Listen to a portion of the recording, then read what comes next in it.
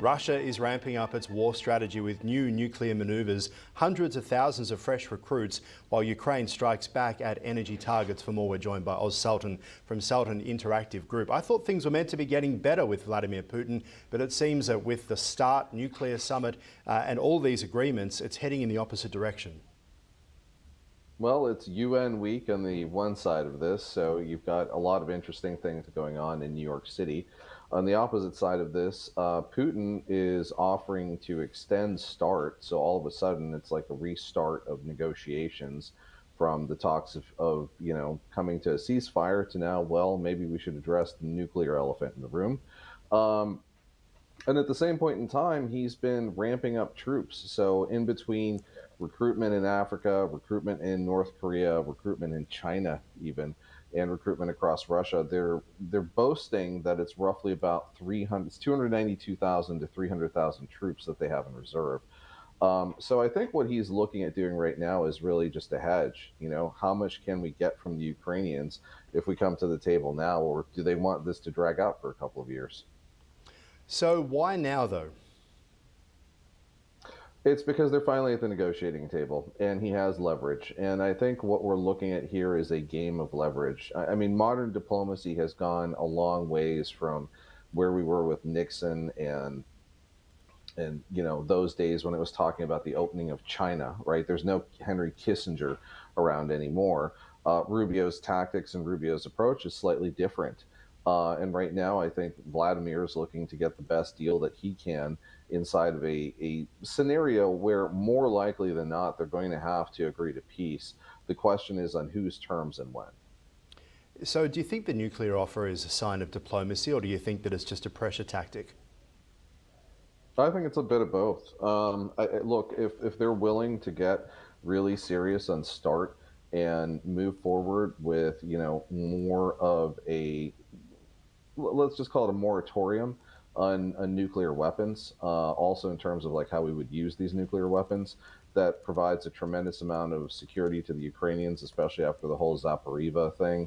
And they're like, oh, are they going to bomb the nuclear reactor again?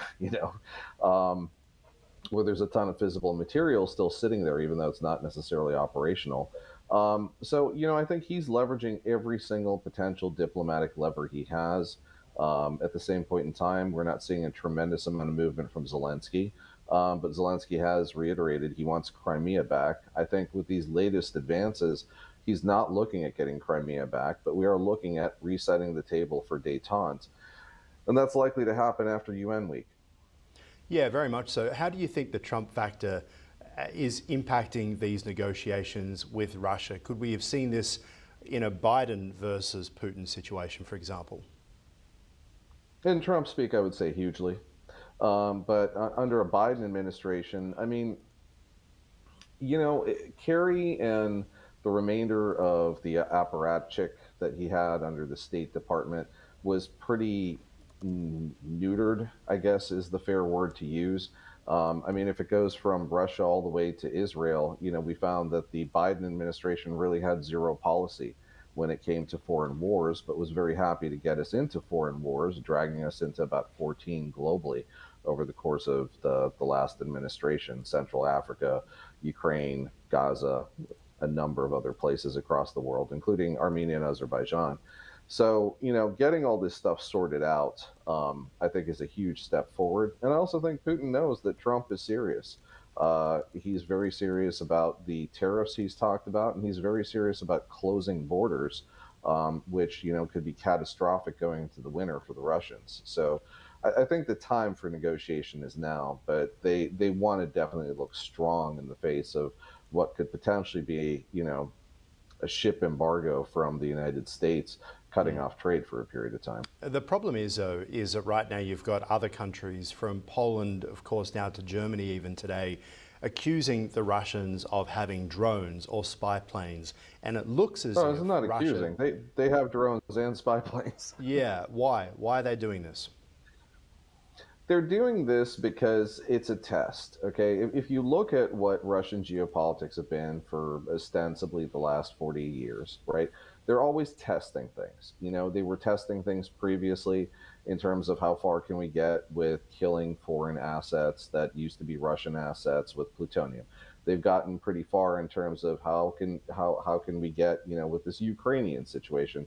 They've even gotten pretty far in terms of Syria, pretty far in terms of what they've done in the Middle East, and pretty far now in terms of, hey, we want to build military jets inside of India. That's a potential thing that could be happening right now. So I think it's fair that it's scaring the Europeans. I think that the bigger issue coming out of this is that, okay, well, what would actually be a fair recourse here? And I think Europe realizes that it's got to militarize again. Meanwhile, we really need to get some fast détente to sort out this Ukrainian situation. Yeah, all right. Now, Trump's proposed $100,000 H-1B visa fee and global regulatory shifts are colliding with surging crypto ETF inflows, setting the stage for big market moves here as well. Let's talk about what's happening with the visas, because I wondered whether this was another pressure tactic on India to get them to stop buying Russian oil. I think it's a bit of both. This is definitely a pressure tactic on India, but it's also a pressure tactic on Silicon Valley firms. I mean, since his last administration, when he was 45, he's basically said that Silicon Valley hires way too many foreigners and not enough Americans.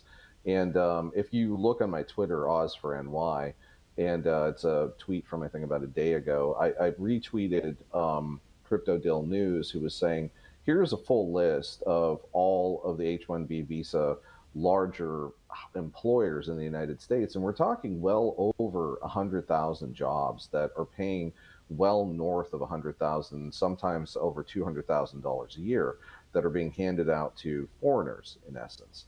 And the question is when you have, 200 to maybe even 250,000 jobs that could be fulfilled by American talent, why are we going for this talent?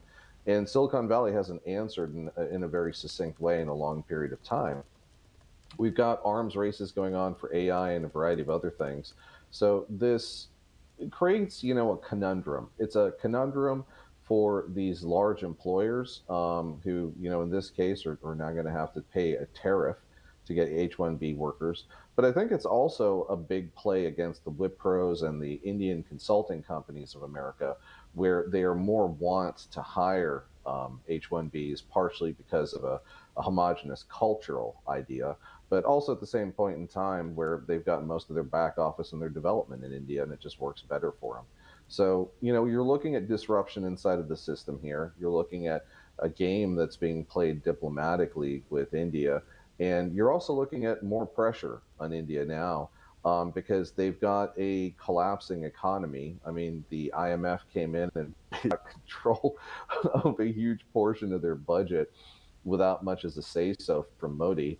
So I think these are strong plays by Trump, but it's not necessarily reiterated that way in the news media, nor do people really look into the deep diplomacy of this. Yeah, so Trump obviously pushing for a fee, and as you say, it's mostly about trying to keep Americans believing that people aren't going to take their jobs, I would imagine. We're seeing that happening around the world, and it is part of that nationalist push. How do you think that it could impact, though, India's IT sector? And does the best talent heading to the US, and let's be frank, there is great talent that comes out of India that is used by the Silicon Valley companies, does that now head to other countries?